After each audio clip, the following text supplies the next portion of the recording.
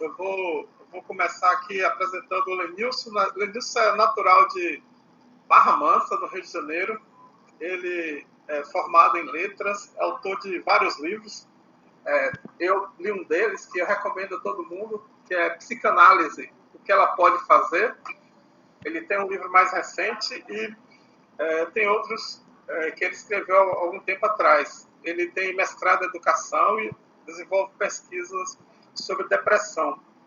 Fundou o grupo de apoio à pessoa com depressão, que faz um trabalho muito importante aqui em Niterói. Tem palestras semanais, eu sugiro, inclusive transmitidas pela internet. Eu sugiro quem, quem tem alguma queixa, ou quem não tem também, assistir, porque eu mesmo já assisti algumas palestras, eu sempre gosto muito.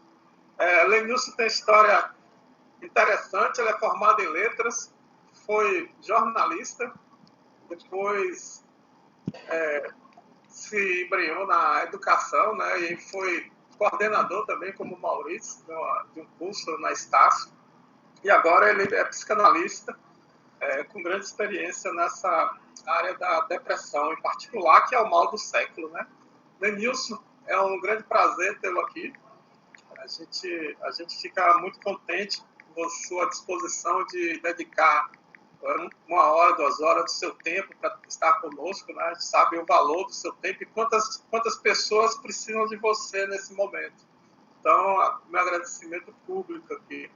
E, como dizem os americanos, o chão é seu, né? Muito obrigado, professor. Agradeço a todos por dedicar aí algum tempo no sábado, que a gente geralmente dedica para a família, mas a saúde mental de todos há de agradecer, com certeza. Para reforçar o meu pedido, se alguém quiser falar, se posicionar, criticar, perguntar, por favor, fiquem à vontade. Essa é a minha apresentação pessoal. Muito do que eu vou apresentar para vocês na minha fala de estatística vem do movimento global para a saúde mental. Existe um portal na internet, é o Global Movement for Mental Health. Infelizmente só em inglês, mas eu creio que isso não deva ser problema para vocês. Qualquer profissional de qualquer área pode ser membro do movimento global. Inclusive, nós fazemos um apelo para que todos visitem o portal. Gostaria de começar a minha fala com uma pesquisa dos anos 80. Eu me lembrei muito dela quando o professor Márcio me mandou os números da comunidade acadêmica que vocês representam.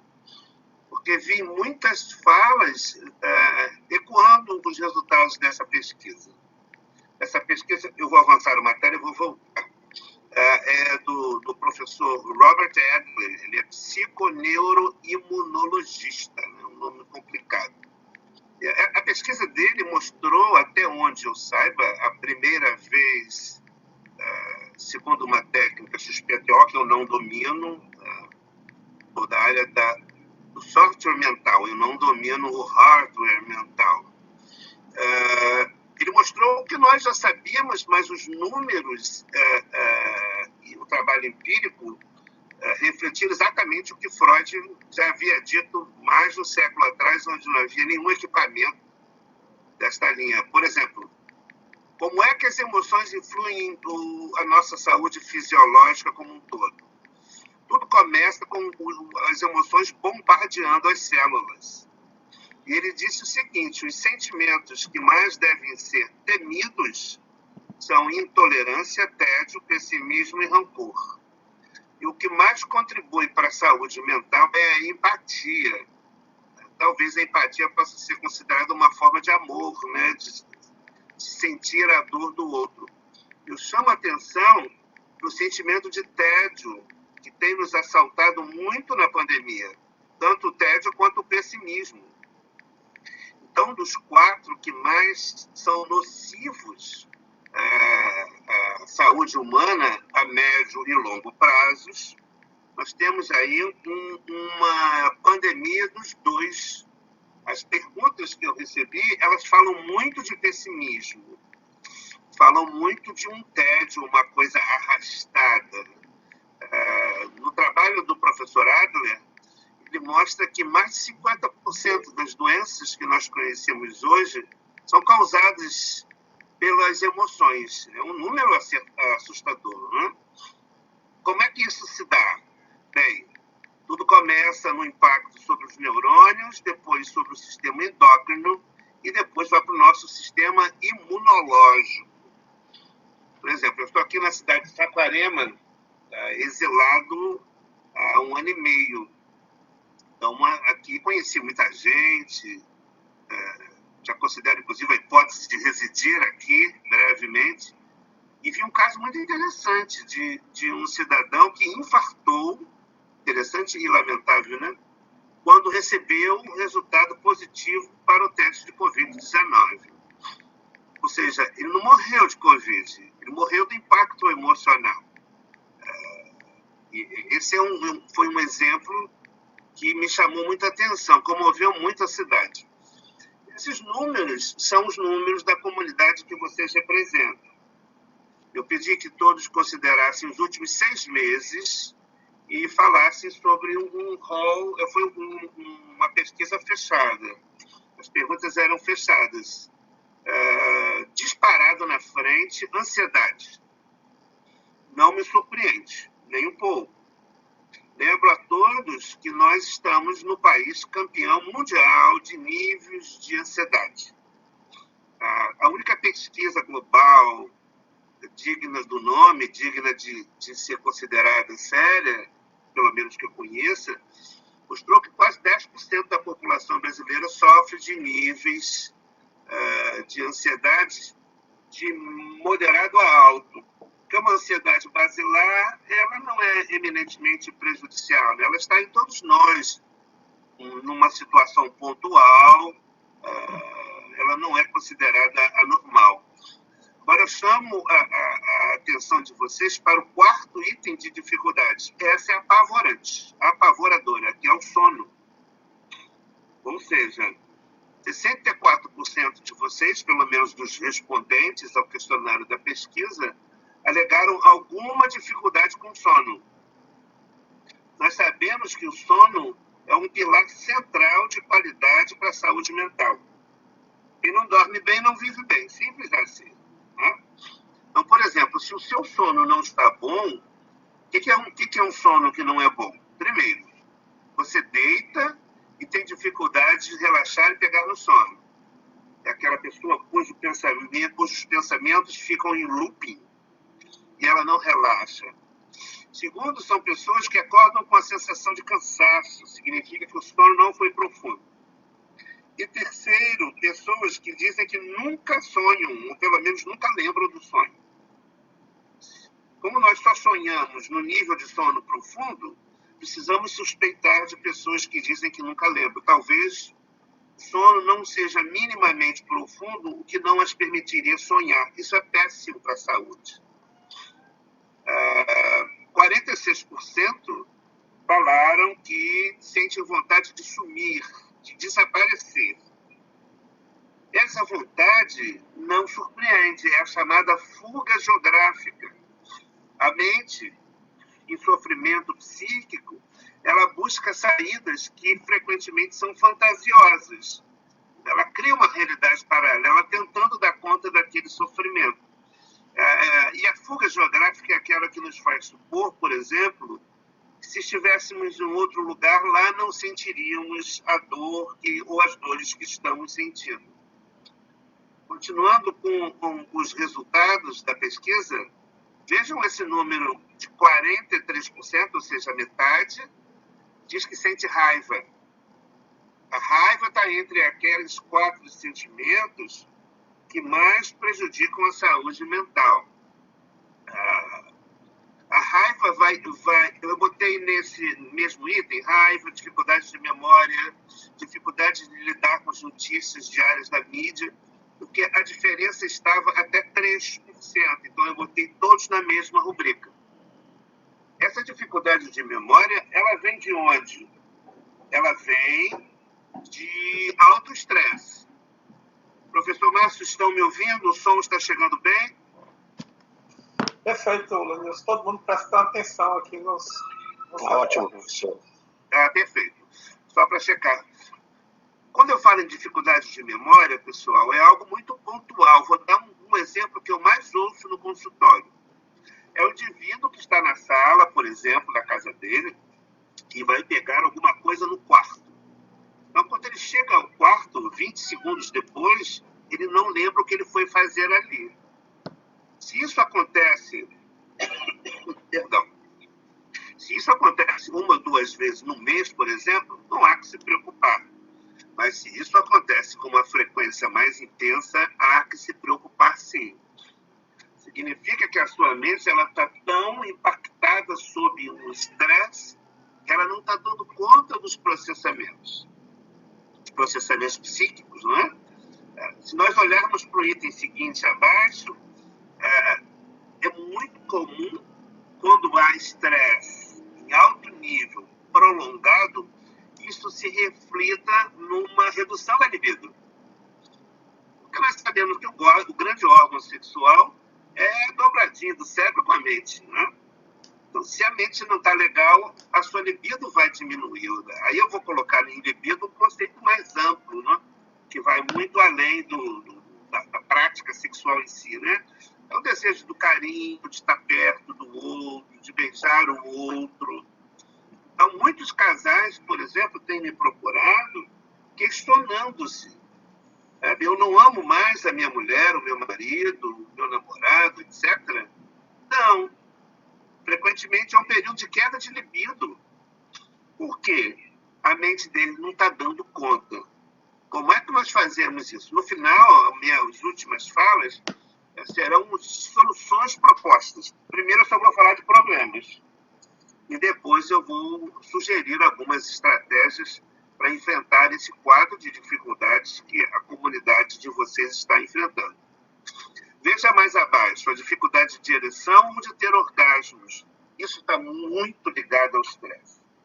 Muito ligado. E eu chamo a atenção para os homens. Não adianta você tomar estimulantes sexuais do tipo Viagra ou seus congêneres, porque se não for um problema de vascularização, que é o que essas medicações darão conta, ele vai ter efeito zero, porque a medicação não vai influenciar a sua libido. O que nós recomendamos? Procure um profissional de saúde antes de usar qualquer tipo de medicação nesse sentido. A vontade de morrer raramente é um plano de se matar. A vontade de morrer, ela costuma significar a vontade de que a dor morra. Só que como esse sentimento não é comum, eu não tenho familiaridade com esse sentimento, ou, portanto, eu estou confuso, eu nunca senti esse sentimento, eu não consigo traduzir, é chamada gramática dos afetos, né? Eu não dou conta dessa sintaxe. Então, eu entendo que o que eu quero matar realmente é a minha vida. Mas, nesses casos, raramente nós temos uma passagem ao ato, né? Temos uma tentativa real de suicídio. A dependência de internet, ela é tratada nos mesmos moldes que a dependência química. Me impressionou muito um rapaz de Niterói, que é a minha base, no consultório em Caraí, está fechado há 1 ano e meio. Um universitário me procurou porque toda a vida dele tinha paralisado. Ele não conseguia mais estudar, trabalhar, namorar. Ele só ficava na internet.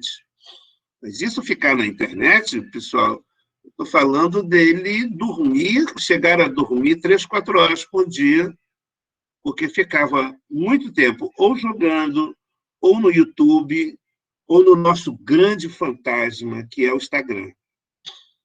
Por que o Instagram é a mídia social que nós mais tememos para uma possibilidade de impacto sobre a saúde mental?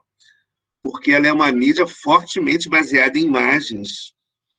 E lá existe um mundo que é bastante irreal e as pessoas se pautam para ter aquela modalidade de vida. Então, eu diria, professor Márcio, que É um conjunto de sintomas, perdão, um conjunto de fatores. A etiologia é muito polifacetada. Eu tenho dois comentários, né? Primeiro, em relação à mídia social. É uma interação, né, muito assimétrica, porque essas pessoas que projetam as mídias sociais, elas têm, não são coisa espontânea a mídia social, ela é pensada, tem um psicólogo, tem um engenheiro de software, tem um analista comportamental, e essas pessoas têm acesso aos melhores cérebros do mundo para viciar os usuários. Enquanto nós, usuários, eu não sou, deixei de ser há muito tempo quando eu li estudos desse tipo, não temos a mesma ferramental de enfrentar o vício da mídia social, né? Então, eu acho que a mídia social é uma coisa que deve ser usada com muito cuidado, porque é feito pelos melhores cérebros do mundo para lhe viciar. E a segunda é sobre os alunos. Talvez algum aluno possa dar algum depoimento aí, ó, falar o que ele pensa. Eu vejo assim que se eu tivesse feito doutorado e minha graduação nessa época em que o acesso à informação técnica da área é tão gigantesco, eu teria morrido como o maratonista da maratona, né? Porque se você tem vontade de aprender, pelo menos tem esse desejo, as oportunidades são milhares. Antes a informação era limitada e aquilo de alguma forma limitava o que você poderia absorver, né, ou tentar absorver. Hoje não. Não há limites para o aprendizado. Né? Eu teria terminado minha graduação e morrido como o atleta de maratona. Talvez por isso, professor, é que o brilhante professor Cortella tenha dito que na internet poucos naveguem, a maioria naufraga. É uma boa definição. Não sei se os alunos têm essa mesma sensação de overdose, né? De hoje em dia. Isso. Eu vou pedir desculpas aqui só para me ausentar um segundo. Tudo bem. Alguém tem alguma experiência nesse aspecto assim? Eu sou curioso. Ah, não, o Ledilson voltou. Eu acho, eu já tinha percebido isso também, mas eu assim, percebi que isso se agravou muito durante a pandemia, né? Em que a gente, né, ficou todo mundo em casa e começaram a surgir muitas lives, muitas palestras, muitos seminários, muitas reuniões, coisas que são interessantes, que a gente tem vontade de assistir tudo, mas os nossos braços não conseguem alcançar todos. Então, eu senti isso muito evidenciado durante a pandemia, né? Assim, uma quantidade muito grande de informações na internet que são relevantes, são legais, mas sem conseguir ter tempo nem cabeça para acompanhar tudo e me cobrar por isso. Poxa, eu queria tanto ter assistido aquela palestra que é do tema da minha tese, mas eu não consegui. Então, eu senti isso bastante durante a pandemia. Veja, tem outro aspecto, esse é o da palestra, né? Esse foi bem comum, mas tem um outro aspecto que eu acho muito interessante, que antes você suponha que você está fazendo uma tese no assunto de sustentabilidade e pensava, tem esse livro bom aqui de sustentabilidade. Porra, só tinha lá nos Estados Unidos, tinha que mandar comprar, você ia ter que ter dinheiro. Hoje você dá o download, o livro tem sua frente, você vai fazer o quê com ele? Mas eu levei um susto outro dia, eu li um artigo, se não me engano, no New York Times, e entrei lá na faculdade de referência, na universidade, achei o e-mail do cidadão, mandei, mas ele me respondeu 8 minutos depois, eu quase caí na cadeira. É impressionante. Impressionante. Eu me lembrei dos tempos que, quando eu fazia ensino fundamental, morava em São Gonçalo, eu tinha que conseguir o dinheiro da passagem para ir na biblioteca pública de Niterói para consultar a Barça, porque a minha família não tinha dinheiro para comprar, o sonho era a Barça. Com certeza. Aí, Larissa, não sei se você sente isso, e os cursos que tem nessas plataformas? Milhares de cursos que você acha interessantes, né? Hoje há uma overdose, né? Tem muita coisa ruim, mas hoje em dia tem coisa boa. Há 5 anos atrás tinha muito lixo, hoje em dia tem muita coisa boa. Então, isso eu acho que passou do limite um pouco do facilitador e passou a ser um dificultador da saúde mental, digamos assim, né? Da boa saúde mental. Isso nós vamos ver, professor. Eu não sei se eu interrompi algum aluno que queira falar, mas, por favor, se quiser, é só se pronunciar. Mas isso nós vemos nos consultórios com a explosão dos casos de ansiedade. Então, o que está muito claro? Quem não estava muito bem antes da pandemia ficou muito pior durante a pandemia, muito bem emocionalmente. E quem estava razoavelmente bem está com muita dificuldade de entender o que está sentindo, porque era algo nunca sentido antes. Por exemplo, a primeira crise de ansiedade, digna do nome, ela é apavorante, apavoradora, porque a sensação é de morte. E o indivíduo, ele tem a nítida sensação de que está morrendo. Então, por exemplo, se nós saíssemos agora e fôssemos para o Niterói Dor, um grande hospital em Niterói, e ficássemos lá 1 ou 2 horas, dificilmente deixaria de chegar alguém em crise de ansiedade. É a maior procura nas emergências de doenças mentais. Como é que você sabe que você está tendo uma crise de ansiedade? Primeiro, é algo que vem subitamente. Frequentemente você tem o ressecamento da boca, frequentemente você tem taquicardia, alguns chegam a ter espasmos musculares. A primeira providência é entre embaixo do chuveiro quente se você estiver em casa. A água gelada produz um impacto muito grande que nos ajuda a reequilibrar a mente.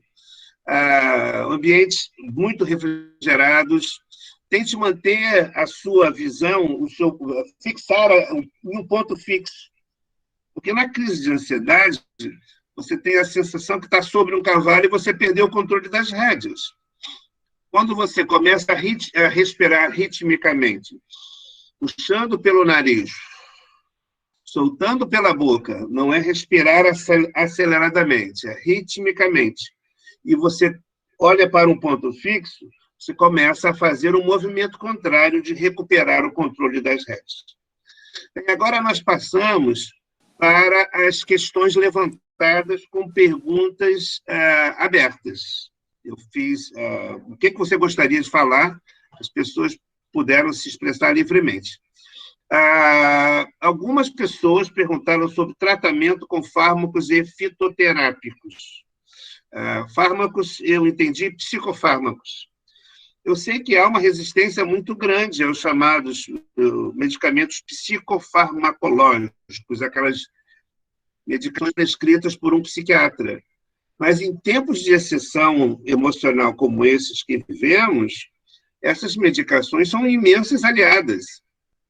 Por exemplo, se eu tenho um nível de ansiedade basilar, uma depressão basilar, só a psicanálise dá conta. Mas se eu tenho um paciente que sofre de transtorno de ansiedade, transtorno depressivo, de nível médio ou alto, eu vou precisar da medicação, sim. O que eu faço? Eu trabalho em parceria com alguns psiquiatras, eu peço a opinião do colega e ele vai me dizer se considera um caso em que a medicação vai nos ajudar. Por exemplo, se você não está dormindo bem, o indutor do sono vai ser um imenso aliado para que você consiga dormir. Mas aí frequentemente, surge a falta de informação, né? Aquilo que ignoramos. A pergunta que sempre me fazem é: eu vou ficar viciado? Aí eu respondo da seguinte forma: eu já tratei na minha profissão milhares de dependentes químicos nos chamados benzodiazepínicos, né? Por exemplo, um deles é o Rivotril. Por que as pessoas se viciaram na medicação? Não foi por causa do uso, foi por causa do abuso. Quem usa a medicação literalmente como o médico prescreve para quando ele determina, a chance de se viciar é 0. Agora, quando o médico prescreve um Rivotril 5 gotas, o cidadão pensa, bem, se 5 me relaxar, o que der não farão? Aí ele atravessa uma fronteira perigosa. Lembra você que se você usa algum medicamento, tarja preta, eu falo tarja preta que é aquilo que é mais utilizado na na psiquiatria, né? As medicações, isso vale para medicações em geral, mas se você usa uma medicação psicofarmacológica sem prescrição médica, sem acompanhamento, você pode estar esbudegando a sua saúde física e mental. Segundo, essa pergunta aqui é, no meu entendimento, até certo ponto enigmática. A psicanálise é para todos? Bem, eu creio que sim, porque o que a psicanálise propõe, em última análise? Melhor qualidade de vida. Então, na medida que você entende as suas dores, as origens, os mecanismos, os gatilhos. Ontem eu ouvi um jovem, pela primeira vez, ele já abandonou 4 ou 5 cursos universitários, se não me falha a memória. Ou seja, esse rapaz ele gostaria de estudar turologia, que seria um curso que englobasse tudo. Por que ele tem esse comportamento? Primeiro, ele sofre de uma síndrome de rejeição muito grande, ele diz que ninguém o coloca em primeiro lugar.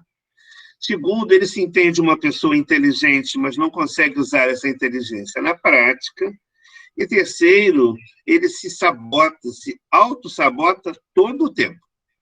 Então, eu creio que a resposta, sim, é para todos.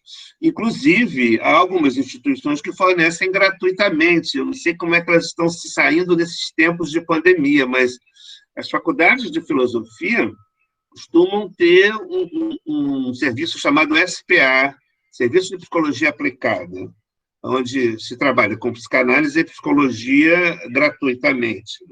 E também através dos planos de saúde, que facilitam o acesso. Alguém me perguntou como lidar com a síndrome do impostor e como ser sincero com o meu orientador.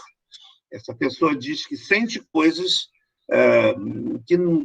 sobre as quais não se sente confortável em conversar com seu orientador. Eu pensei o seguinte: uma instituição que se abre como uma instituição que vocês representam está se abrindo, o diálogo fica bem mais fácil, porque é muito comum que pessoas me procurem já no final das suas teses, dissertações, monografias, enfim, e não consigam concluir. Essas pessoas, frequentemente, são autossabotadoras. Elas não fazem aquilo porque querem. Não é isso, não se trata de escolher. A síndrome de impostor, para quem não sabe, em linhas gerais, são pessoas que se sentem incapacitadas para determinada tarefa, por exemplo. Ela é capaz, mas não há confiança nela por uma série de razões. Então, ela simplesmente congela, ela paralisa. E eu recomendo sempre o diálogo direto.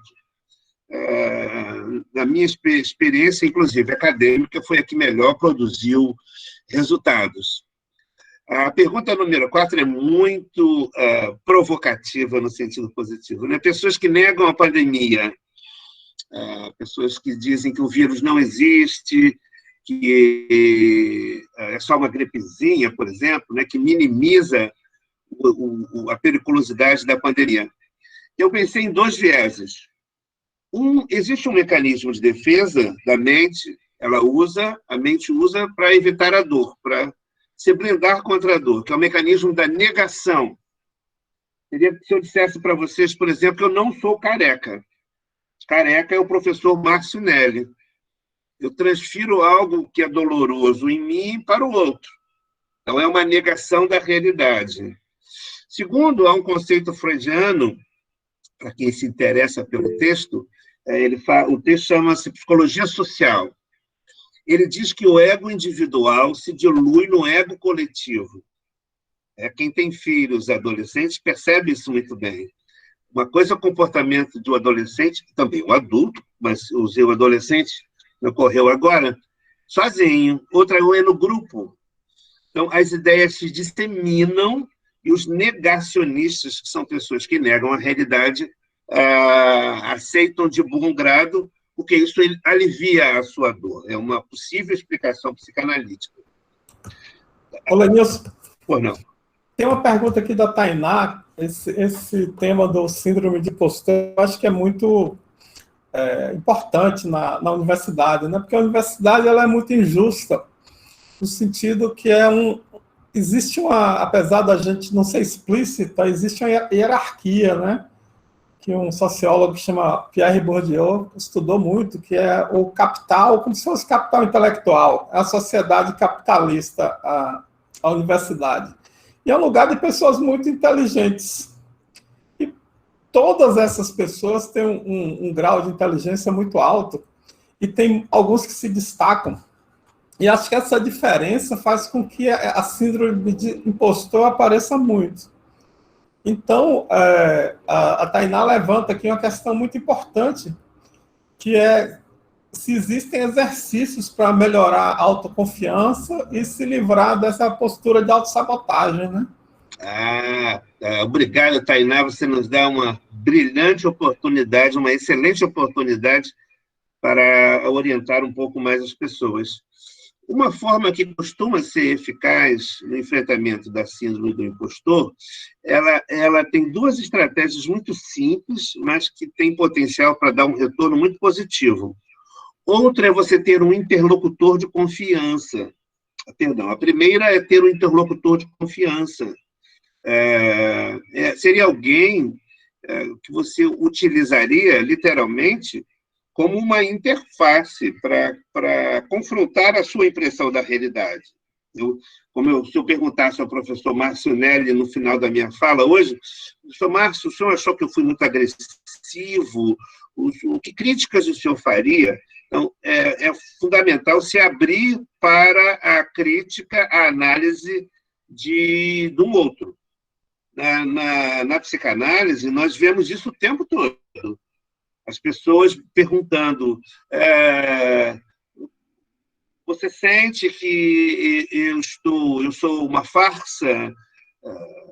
Aí eu sempre pergunto, você é uma farsa? Porque a psicanálise propõe, dentre outros aspectos, a independência psíquica, né? Então, ela precisa do crescimento emocional.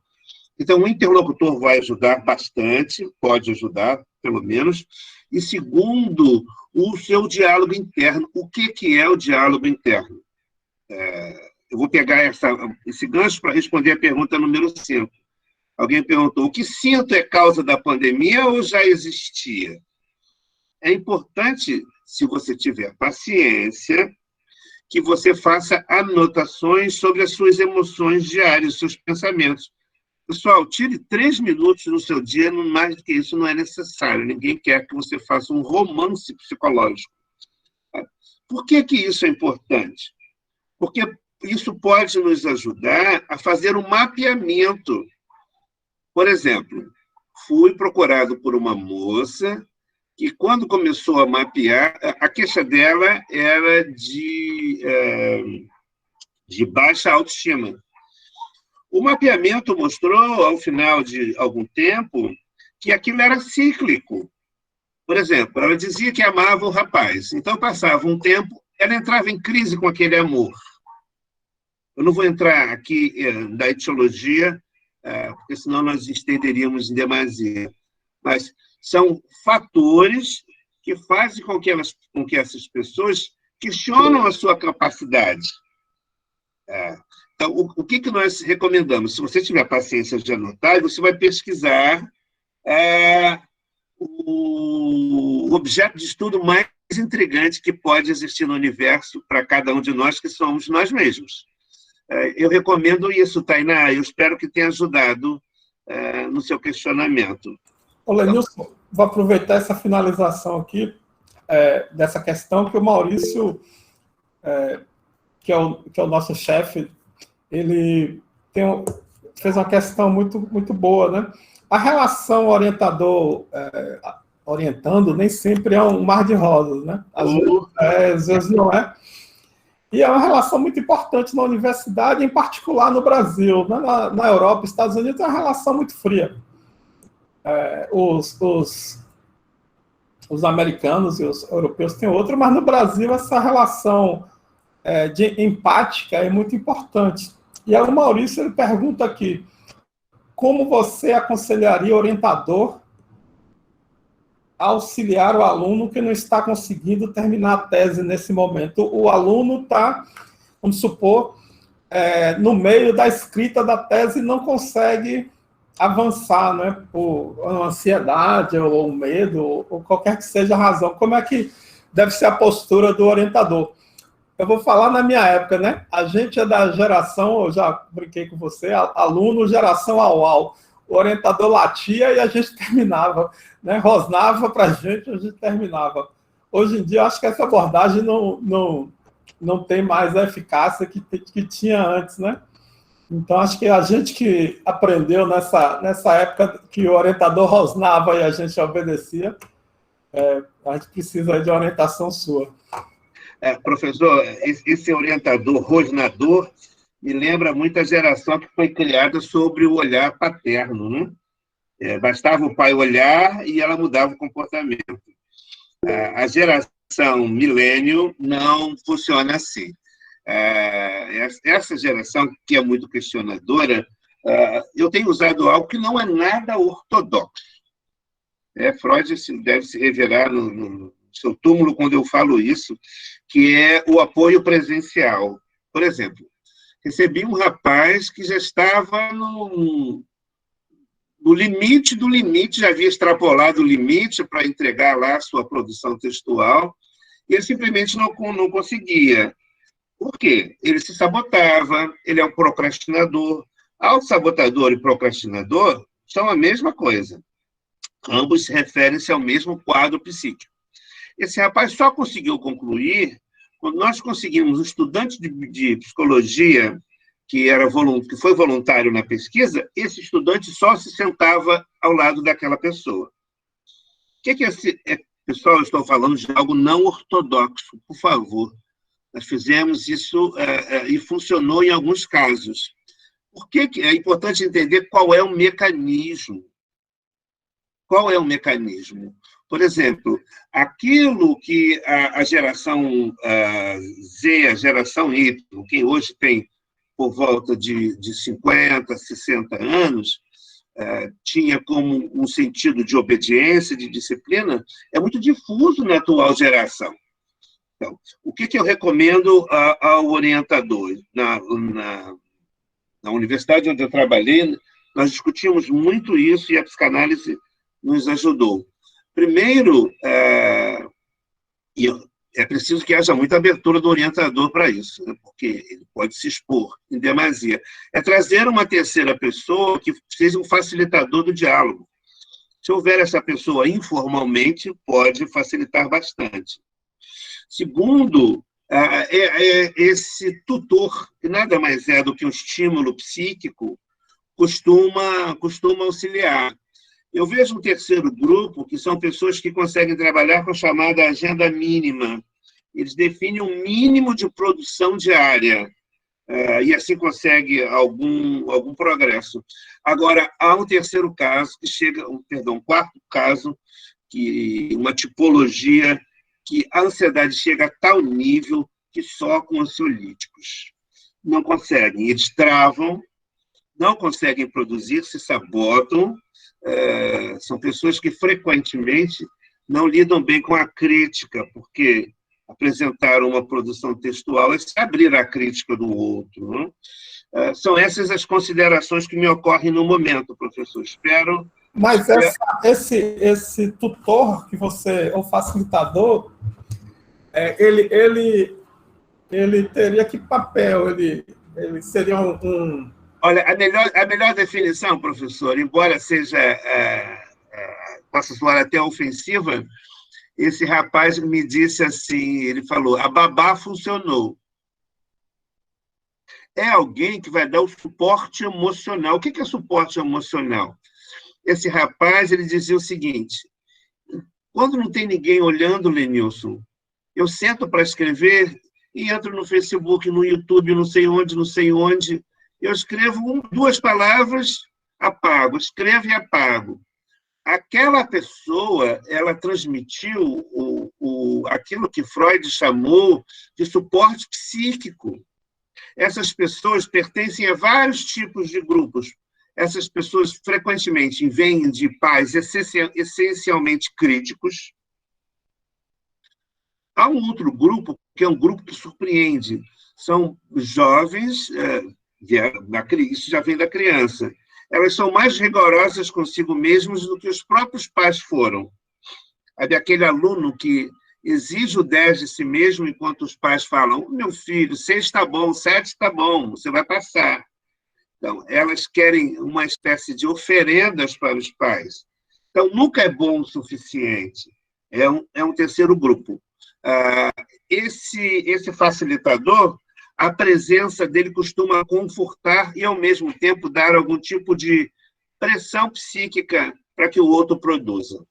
É assim que eu leio essa função, que o rapaz chamou informalmente de babá. Então, para a gente, assim, a tese assim, na engenharia é um pouco diferente da tese nas ciências sociais, né?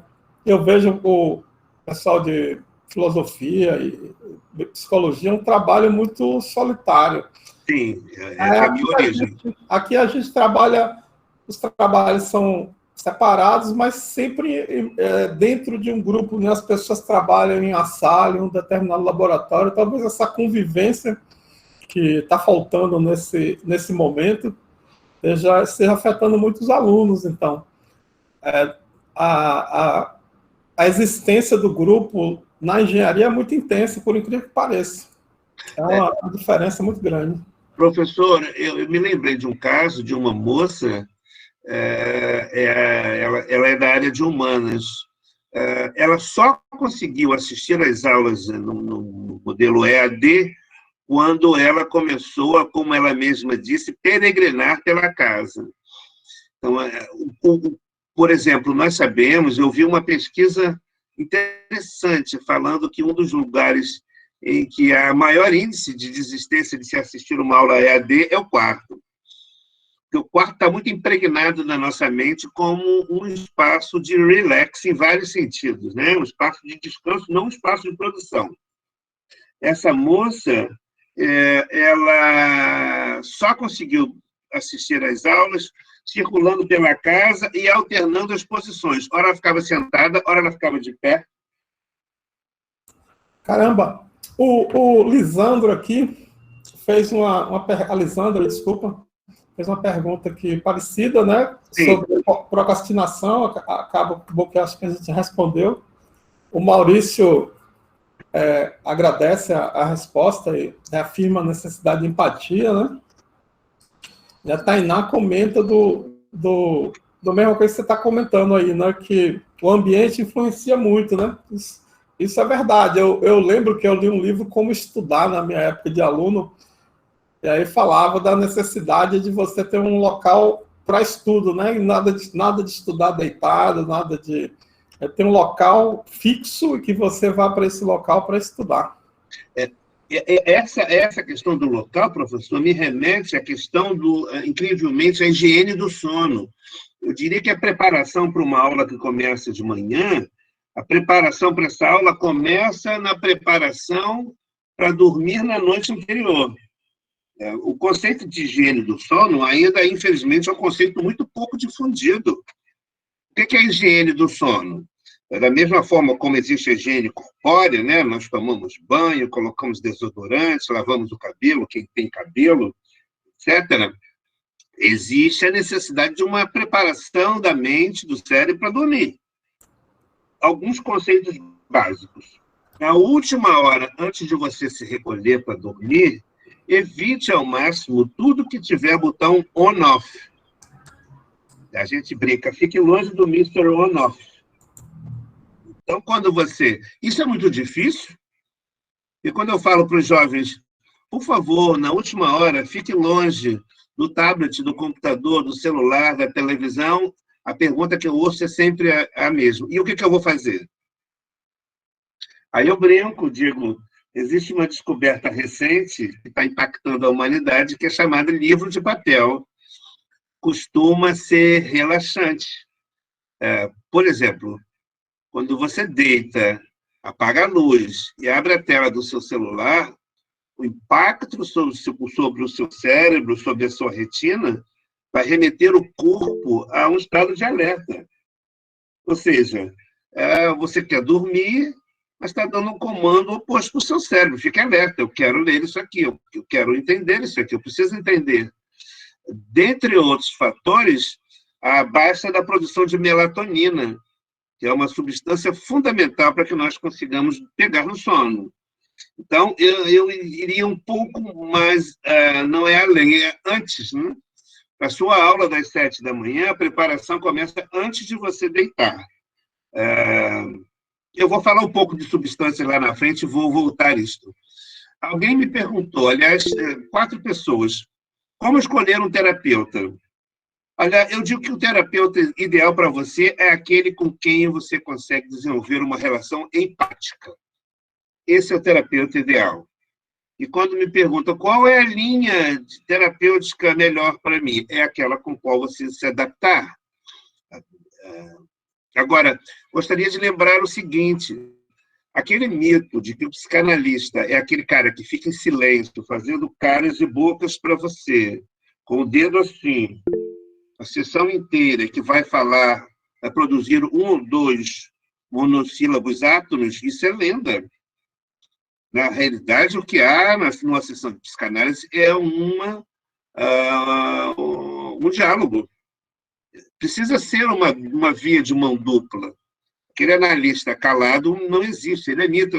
Freud falava com seus pacientes, ele conversava com seus pacientes. Eu não vou me aventurar pela área da psicologia, porque não é o meu métier. Mas o melhor terapeuta para você é aquele com quem você tiver uma empatia, uma relação onde for estabelecido o chamado vínculo terapêutico. Porque você imagina, para essa pessoa, você vai falar coisas que você não fala nem para você mesmo. Então, é preciso que haja uma relação. E como ela é construída? Aí, step by step. Essa relação não se dá por um estalar de dedos, no meu entendimento. A saúde mental em ambiente de trabalho tóxico. Essa é uma grande preocupação. Eu vou ilustrar dizendo que uma instituição me convidou, não é uma instituição de ensino, pouco antes da pandemia, para fazer um trabalho motivacional com a sua comunidade. E eu pedi para conviver com eles durante 2 dias. Isso me foi concedido até um determinado ponto, né?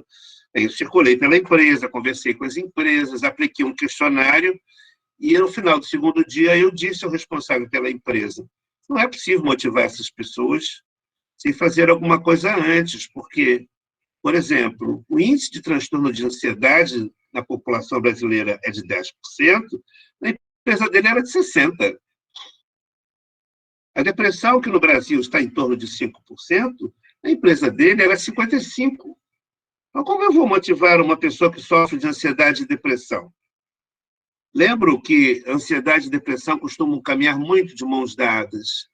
Tanto que medicações que servem para um quadro servem por outro. O que eu proponho? Eu não vejo outro caminho que não seja dentro da instituição, o que seja o diálogo. Claro que aí vem o fantasma da perseguição, etc, etc, etc. Não é? Agora eu vou responder o que eu falei sobre um profissional da área da segurança, para um profissional da área de segurança. Esse homem disse o seguinte, perguntou o seguinte, como é que eu vou cuidar da minha saúde mental se eu participo de operações que a minha vida está em risco o tempo todo? Então, eu disse para ele que, no caso dele, eu não vejo uma saída que não seja minorar danos. Como é que eu minoro danos? Eu vou aliviar o impacto, eu vou diminuir o impacto que essas experiências estressantes, por exemplo, do ambiente tóxico, pode ter sobre a mente. Eu vou falar um pouquinho mais disso lá na frente, e creio que vou poder aprofundar. O item 9 fala de perfeccionismo e comparação com os outros. É o mesmo fenômeno que leva à autossabotagem. O perfeccionista, ele quer o impossível, isso torna com que a sua caminhada seja mais dolorosa ou seja impossibilitada. Aquela dobradinha do interlocutor e do autoquestionamento costuma produzir resultados interessantes. O último item me chamou muita atenção. Olha o que essa pessoa pontuou. Eu tenho medo da vida voltar ao normal. Se é que isso vai ser possível, comenta-se muito isso. Do que essa pessoa está sofrendo, no meu entendimento? Eu creio que ela não entrou em pormenores, mas eu suponho que ela tenha tido muita dor para se adequar a esses tempos tão dolorosos que nós estamos vivendo. E para se adequar a uma outra normalidade, ela teme que vai sofrer muito mais. Para essa pessoa, eu gostaria de fazer uma pergunta, mas é algo muito particular. Então, se ela se propuser a me enviar uma mensagem por e-mail, enfim, através da minha página, que é lenilsonferreira.com, eu creio que eu poderia ajudá-la um pouco mais. Tá? As ideias que surgiram na mente da comunidade, aqui eu volto às perguntas fechadas, vejam, disparada na frente, quando isso vai acabar, está na hora de fazer uma terapia, olha aqui a vontade de largar tudo, lembra daquela vontade de sumir? É a mesma coisa. Né? Não aguento mais, e no limite, para mim, significam a mesma coisa. Uma observação importante. Quando alguém faz alguma coisa, aparentemente para chamar a atenção, isso significa um mecanismo de pedido de socorro desta mente. Alguém que está chamando a atenção, ela precisa exatamente de atenção. Eu estou fazendo essa observação, pode parecer até pueril, mas é muito comum que pessoas familiares, principalmente, digam: olha, eu não fiz nada porque eu percebi que ele estava fazendo aquilo para chamar a atenção. Ela se automutilou para chamar a atenção. É exatamente disso. Exatamente isso. O que você deve fazer com essa pessoa? Ouça essa pessoa. Evite fazer perguntas diretas do tipo: o que você está sentindo? Por que você está assim? Porque ela simplesmente não vai ser capaz de traduzir em palavras a sua dor. Eu escolhi 3 aspectos para sintetizar o que as pessoas, os respondentes do questionário, estão sentindo, que são estresse, ansiedade e depressão. É possível viver sem estresse? Não. O estresse é fundamental para a nossa existência. Foi uma característica da espécie que possibilitou que a nossa espécie sobrevivesse e chegasse até aqui. Para que ele serve? Para respondermos a estímulos ameaçadores. Agora, quando ele passa do nível basilar para o nível moderado ou alto, você vai sentir como? Você vai sentir o impacto sobre o corpo. De que forma? Basicamente, sob a forma de ansiedade. Novamente, olha lá. Ela é positiva, por exemplo, se tem uma prova amanhã, é a véspera da sua banca, é natural que nos sintamos ansiosos. Mas quando toda incerteza na sua vida é tratada como uma emergência, do tipo: o Uber atrasou, meu coração começa a disparar. Será que meu orientador vai achar o meu texto horroroso e isso faz o coração disparar? Será que amanhã vai chover e vai estragar a minha festa? E eu começo a salivar. Esse é o nível patológico. Para o nível positivo, as pessoas costumam dar contas no dia a dia, no dia a dia. Para o nível patológico, eu preciso de tratamento. Os tipos patológicos de ansiedade que mais nos preocupam são esses 5. O pânico, as fobias, o TAG, o estresse pós-traumático e o transtorno obsessivo-compulsivo. Eu vou começar de baixo para cima. Por favor, se você, vivendo todo o estresse que está vivendo, você, antes de sair de casa, você fecha a porta e aperta a sua maçaneta 2 ou 3 vezes, isso não é toque. Isso é cuidado. E isso é precaução. Toque é aquilo que torna a sua vida quase insustentável. Toque é a pessoa que fecha a porta do apartamento, pega o elevador, desce e volta 3 ou 4 vezes para ver se fechou a porta. Isso é toque. Organizar a sua mesa de trabalho é organização. Mas eu preciso que meu laptop fique a 3 centímetros do caderno que está à direita, eu já devo suspeitar. Estresse pós-traumático é o que está acontecendo agora em nível pandêmico. É um longo período de dor e, em algum momento, geralmente quando termina. Como nós não sabemos precisamente quando vai terminar, o que está acontecendo? Pessoas que criam uma fantasia de que a pandemia vai acabar ali na frente, eu me vacinei, acabou, elas costumam relaxar, aí costumam acelerar.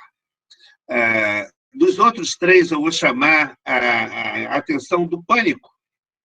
A palavra pânico deriva desse cidadão aqui, ó, o deus Pan, que na Grécia Antiga, em Roma, era o guardião, nas suas respectivas mitologias, era o guardião das florestas, né? Que do lado direito ele está sensualizado, botaram um cara saradão ali. Mas qual era a ideia? Não caminhe na floresta sozinho, porque você pode dar de cara com Pan. Imagina você dar de cara com esse cara na Praça 15, às 2 da manhã, chovendo, o que você não sentiria, né? Você teria taquicardia, sudorese, enfim. Então, para ilustrar, essa é a origem de pânico. Os romanos tinham uma expressão chamada pânicos incontatis, que é que assim se pronuncia no meu latim horroroso, ou seja, aquilo que sentíamos quando encontrávamos Pan.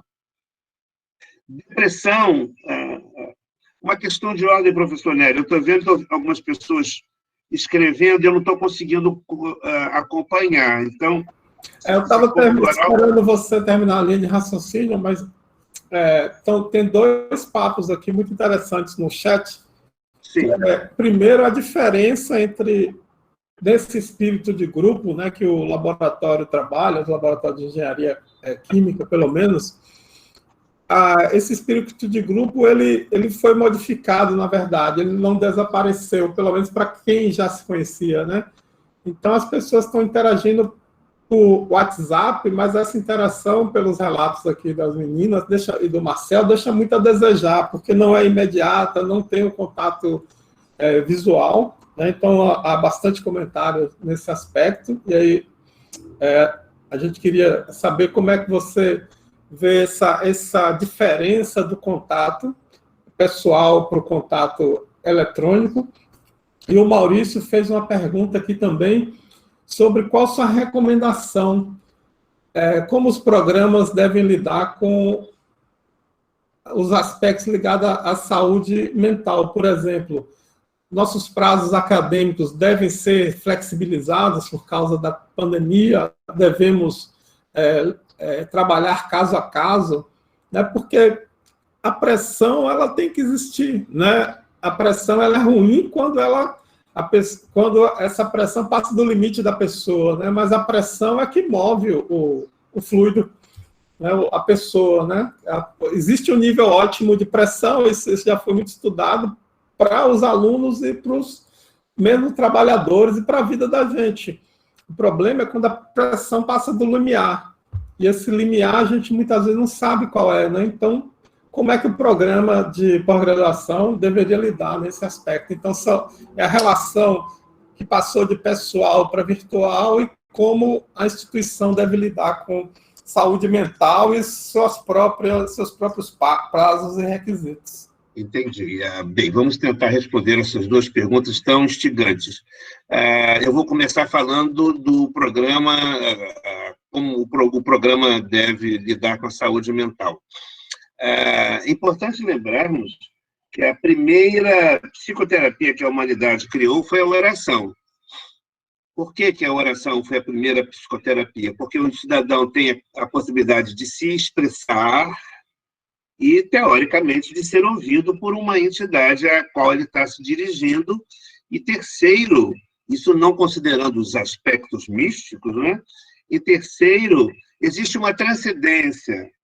Por isso que nós sabemos que, nós temos certeza de que um dos fatores que mais dão suporte à saúde mental é a fé. Eu não estou falando de religião, muito menos de religiosidade, estou falando de fé. porque a fé vai reforçar a ideia de que haverá um futuro.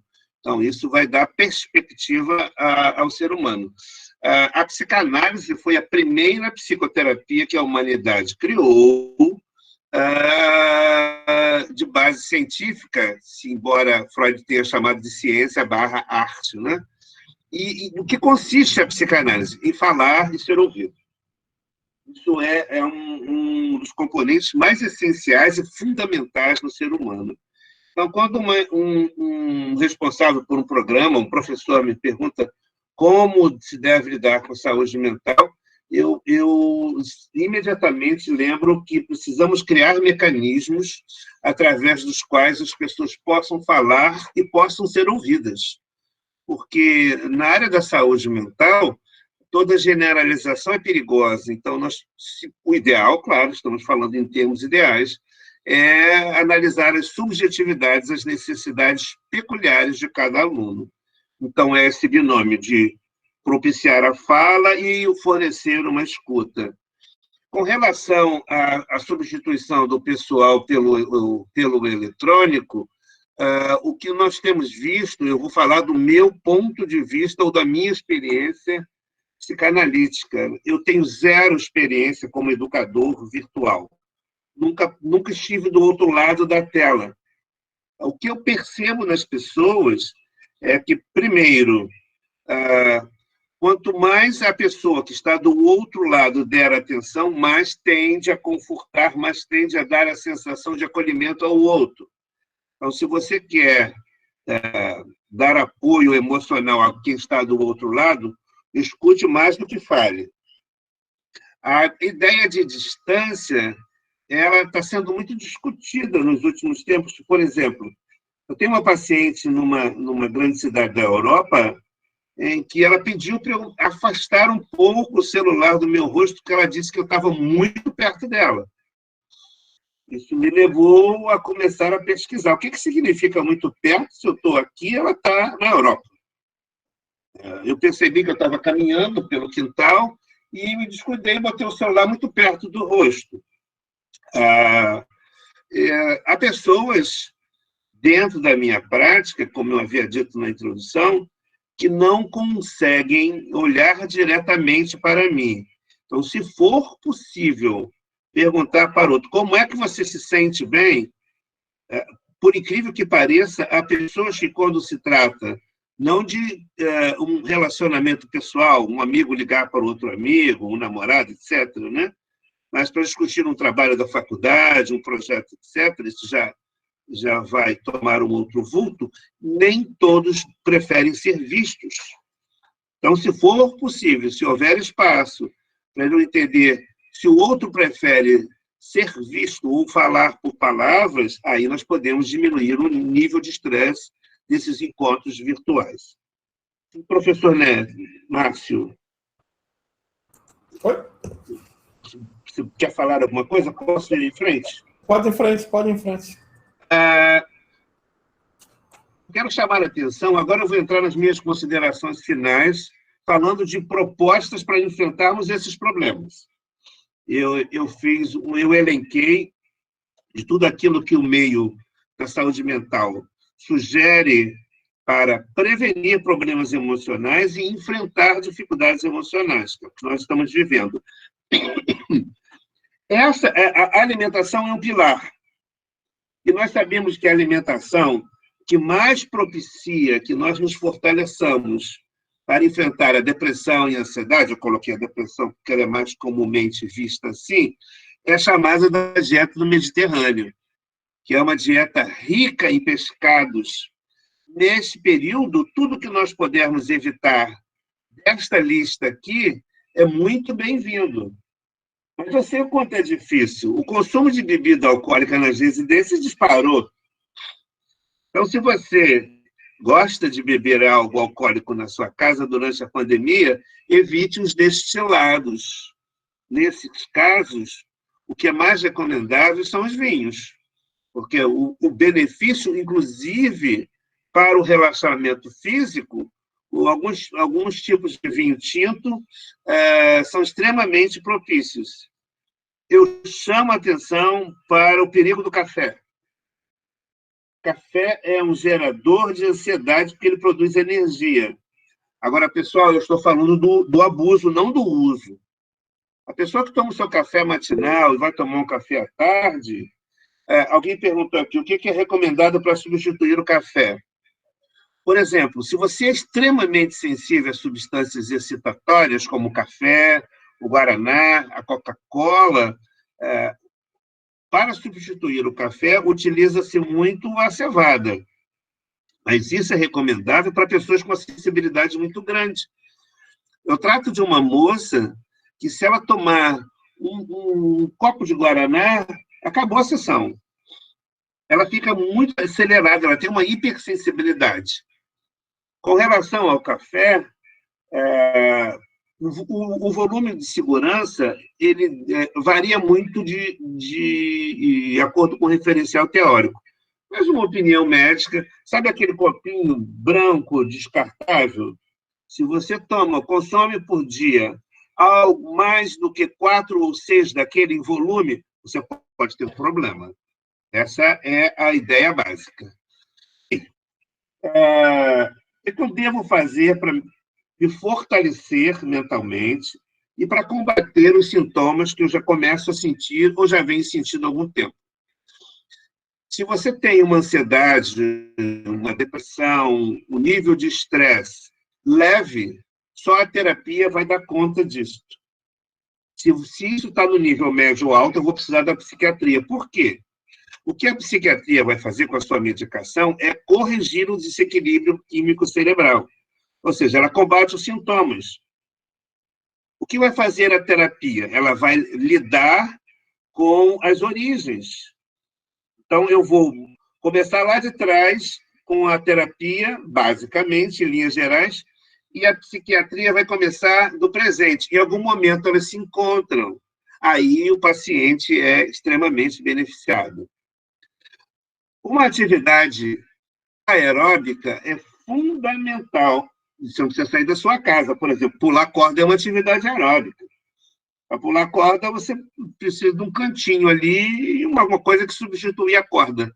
Agora, olha que interessante. Se você faz durante 3 vezes, esses 45 minutos podem virar meia hora. Ao término de 4 meses, perdão, o seu cérebro terá produzido um volume tal de sertralina, que é um dos antidepressivos mais tradicionais, e ele vai ajudar você naturalmente a relaxar. Então, a gente percebe claramente que quanto mais sedentário, mais propenso às dificuldades físicas e psíquicas. Quais são as substâncias que vão produzir ou reduzir as possibilidades de ansiedade e depressão? Tudo que acelera. O que é que nos acelera? Café, chá, mate, Coca-Cola, alimentação rica em gorduras, alimentação rica em açúcar. O que é que vai nos desacelerar? Eu falei sobre meu Deus, fugiu o nome, acabei de falar. A cevada é uma substância que vai nos acelerar. A dieta do Mediterrâneo é algo que vai nos desacelerar. Agora, por favor, isso não significa que você está proibido de comer o seu churrasco. Repito, o problema não está no uso, está no abuso. Chamo a atenção de um aliado poderosíssimo para nos dar mais força para enfrentar o impacto sobre a saúde mental produzido pela pandemia, que é o sol. O sol produz vitamina D de dado, ela vai influenciar o sono e vai influenciar o humor. Mas eu não quero ir para a rua porque eu estou com medo. Ótimo, bota o braço para fora da sua janela. Não precisa ir para a rua para pegar sol. Eu não tenho varanda no meu apartamento. No problem. Bota o braço para fora da sua janela, já é suficiente. Se eu pego sol, meu sono tende a ser de melhor qualidade. Olha o que ele faz. Ele regula o humor como? Os hormônios relacionados ao humor, a maior parte são produzidos durante o sono. Para quem estuda, olha aqui, ó. Quanto melhor é o meu humor, melhor será a minha memória e melhor a concentração. Então, por exemplo, uma instituição que esteja preocupada com a saúde mental da sua comunidade, se ela produz, se ela dissemina informações sobre uma boa qualidade de sono, ela está propiciando uma melhor atmosfera. Olha aqui esse quadro. Vocês estão vendo uma tela produzida no celular por um aplicativo chamado Sleep Better. Eu não sei por que, em alguns momentos é difícil acessá-lo. Um equivalente ao Sleep Cycle. Ambos são gratuitos e rodam em qualquer celular. Como é que eles funcionam? Eles captam ondas de sono e ondas de vibração. Por quê? Quem dorme profundamente se mexe pouco, quase não se mexe, ou não se mexe, e não produz ruídos, como ranger de dentes,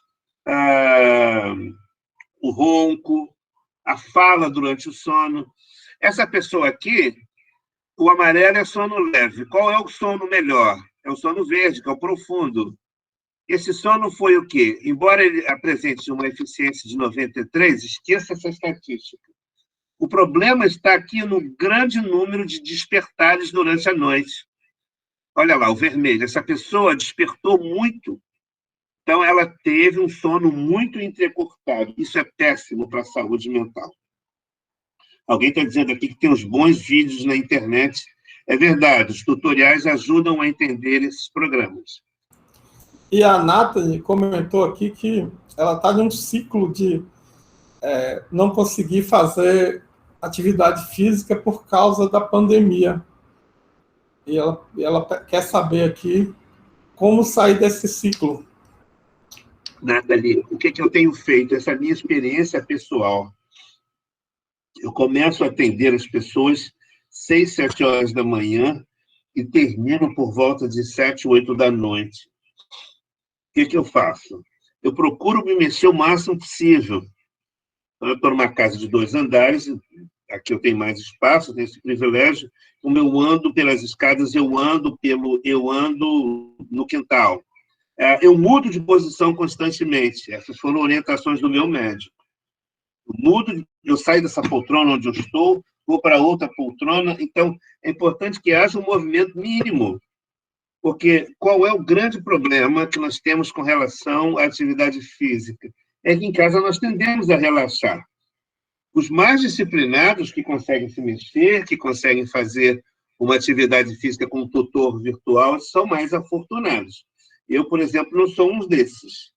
Tenho muita dificuldade com essa disciplina física.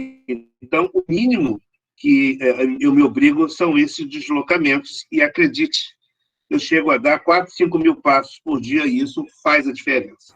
É muita coisa. Eu vou dar meu 10 centavos para a Nathalie. Tem que ter horário. Atividade física tem que tornar um hábito, tem que ter um horário fixo e leva 3 meses para conseguir formar o hábito, né? Então, obrigado, professor. O poder do hábito pode te ajudar. Com certeza. Os padres que o digam, né? Fazendo um trocadilho. Olha, por que eu estou falando sobre o sentido espiritual? Os estudos mostram a grande importância da oração. Eu repito que eu não entendo nada de religião, não entendo nada de religiosidade, mas eu percebo que as pessoas que têm algum tipo de transcendentalidade, sabe? O cidadão acredita na filosofia dele, isso é uma modalidade de fé. Isso vai reforçar o sistema imunológico do cidadão. Lembro a vocês que a psicanálise propicia, inclusive, uma transcendência humana. O inconsciente, que é o nosso material de trabalho, vai propiciar o seu estudo, essa transcendência. Falamos um pouco disso aqui já antes. Evite o excesso de tecnologia ou de informação. Por exemplo, uma péssima ideia é ter uma televisão no seu quarto. Mas isso seria o mundo ideal, né? Nem sempre no mundo real é possível. A nomofobia é a fobia de ficar longe do seu telefone celular. É no mobile phone phobia. Isso está extremamente disseminado. São pessoas que rolam a sua tela mais de 5 mil vezes por dia e não o percebem. Então, evite o excesso de tecnologia. Alguém está dizendo aqui, tirei a TV da minha vida. Marcelo, você é um herói. Você ajudou muito a sua saúde mental. Ô, Lenilson, O Marcel ele fala também que usa o Sleep Cycle, e achou ótimo, e a Carol que está aplicando essa higiene do sono que você mencionou, e está pegando o sono muito bem. Aí eu queria... Pois não, fácil. Não, o último comentário é que ele rola a tela 5.000 vezes, mas o que ele não sabe é que alguém pensou nisso. É o scroll infinito, que você fica sempre achando que na próxima rolagem vai ter algo legal. Então, estimula você a ficar rolando a tela. Isso foi pensado, estudado, isso não é coincidência. Isso aí tem um TED Talk que eu vi sobre o programador que ele trabalhava em uma dessas empresas, e falando como apareceu o scroll infinito e como ele vicia, né? Outro dia, professor, eu estava vendo um documentário, não tinha nada a ver sobre celulares, tinha a ver sobre o princípio da vida.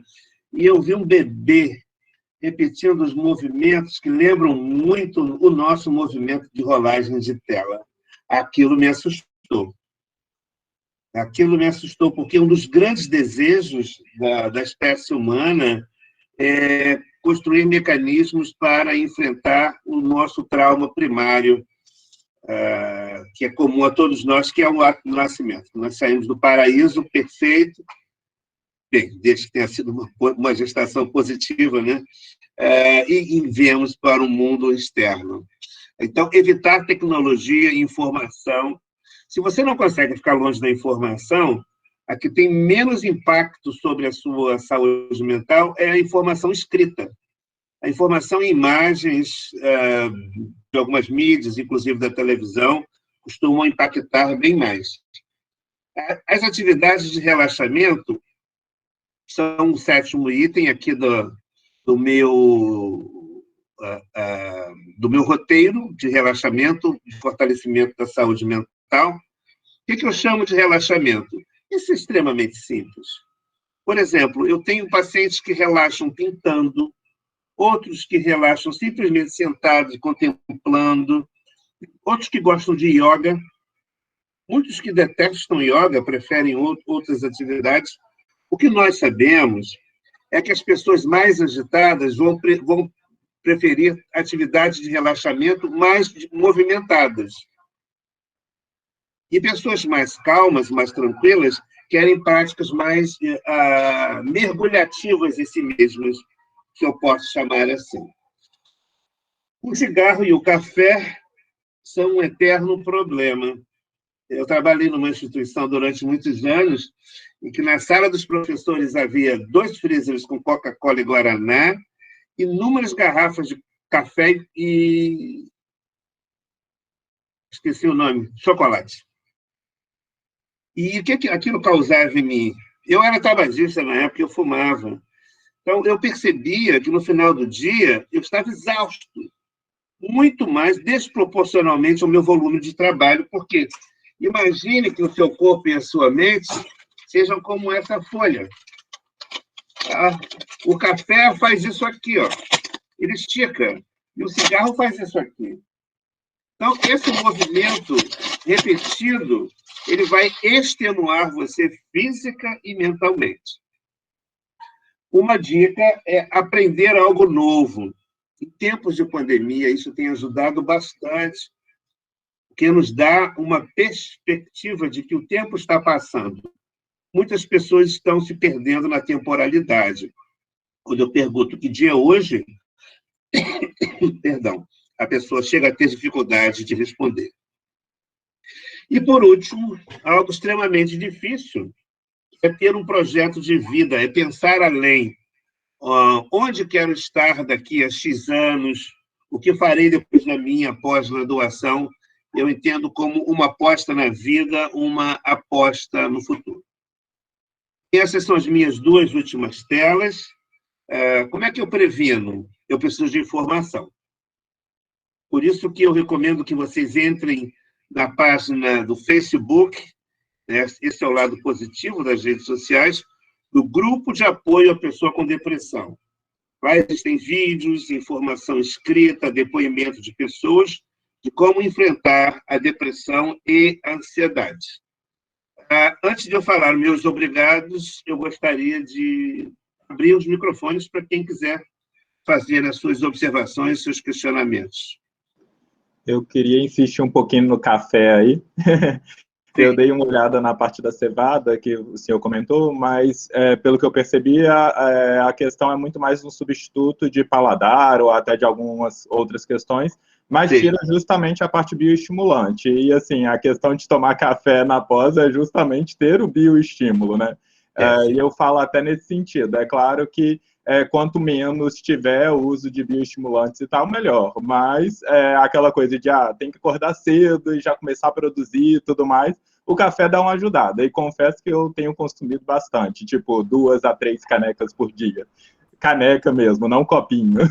E aí, nesse sentido, substituir pela cevada, acredito que vou continuar ali cheio de sono e afins. Mas acredito que é toda uma questão sistêmica, né? Se investe na atividade física, na alimentação certa, o sono certo, talvez não precisa do café. Seria isso? Sim, exatamente isso. Eu sempre penso numa perspectiva anterior. Se você tem uma noite de sono, a sua necessidade de estimulante tende a ser muito, muito, muito menor. Quanto maior a sua necessidade de se estimular, significa que alguma coisa não está funcionando. Certo. Por exemplo, perdão, lembrando lá, se você dormiu bem, o seu humor vai estar mais equilibrado. O seu humor estando equilibrado, a possibilidade de você se irritar e preocupar é fortemente diminuída. Segundo, se você tem uma atividade física mínima, como andar para lá e para cá, né? E hoje a gente já tem muita tecnologia que ajuda nisso, por exemplo, o audiolivro, quando você se cansar de ler sentado, você bota o audiolivro para, quando for possível, naturalmente, ou até mesmo o som de um vídeo, você pode andar para lá e para cá durante a sua casa ouvindo. Mas o que nós sabemos é, se a minha necessidade de café ela é muito alta, algum outro aspecto não está devidamente equilibrado, e eu recomendo olhar nessa direção. Ok, obrigado.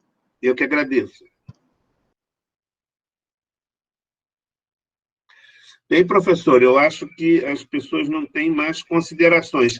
Quem não teve oportunidade de visitar a minha homepage, que é lenilsonferreira.com, eu lembro que lá existem 2 testes, teste de ansiedade e o teste de depressão. É importante lembrar que esses testes não produzem diagnósticos. Eles produzem apenas dados que devem ser trabalhados como uma orientação, uma iluminação para pensarmos como anda a saúde mental de todos nós. Acho que o pessoal terminou aí com as dúvidas também, e a gente já está alugando o Lenilson por 2 horas. Eu sei que ele tem a máxima boa vontade, mas é muito cansativo, essas palestras são muito cansativas, né? Porque a gente fica falando 2 horas sem parar.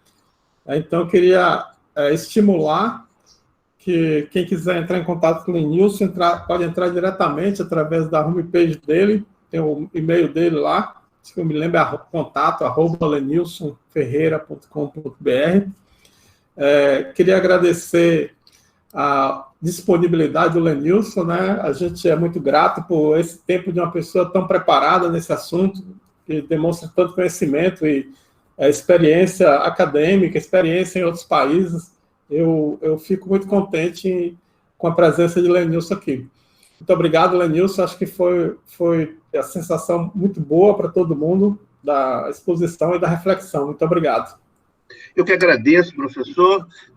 Alguém me perguntou se eu já tinha voltado ao consultório. Não, eu ainda não me sinto seguro para voltar ao consultório, não me sinto pronto para dar a segurança para as pessoas. Eu continuo fazendo todos os atendimentos via internet, não tenho a menor perspectiva de uma data para voltar ao consultório.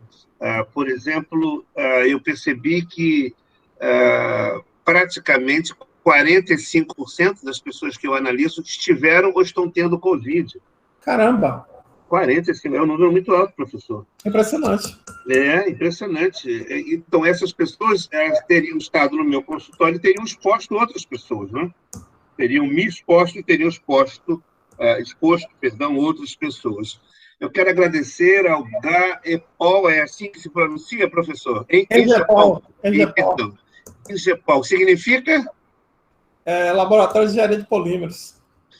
Nossa Senhora, como eu sofri com a ciência de vocês no ensino médio. Como essa ciência da química me fez sofrer. Foi seu professor que fez sofrer, não a química. Aí eu estava lendo até um livro de filosofia da ciência. Uma das características da ciência, quando ela falha, a culpa está na pessoa e não na própria ciência. Isso que eu estou dando risada, que eu estou botando a culpa no seu professor. Foi um prazer estar com todos vocês. Os canais estão abertos. Se algo não foi devidamente explicado, aprofundado, eu agradeço. Eu abro os canais para vocês me mandarem os questionamentos. Agradeço ao professor Márcio pelo convite e ao chefe do professor Márcio por abrir as portas, o professor Maurício. Todos estão agradecendo aqui também. Muito obrigado, tá, Lenilson. E, assim, eu acredito que foi muito útil para todo mundo, e no nosso caso, meu e do Márcio, né, a gente que é orientador, né, e eu, entre aspas, chefe, na verdade, coordenador, foi muito importante para amadurecer questões, né, seguir no processo de amadurecimento que a gente tem que lidar aí junto aos alunos. Então, muito obrigado, foi um prazer conhecê-lo. Vou visitar o seu site. Muito obrigado mais uma vez. Abraço, Lenilson. Abraço, professor Márcio. Valeu. Abraço. Um abraço, galera. Um abraço. A gente vai encerrar a sala. Grande abraço. Tchau, tchau. Obrigado aí. Tchau, Lenilson.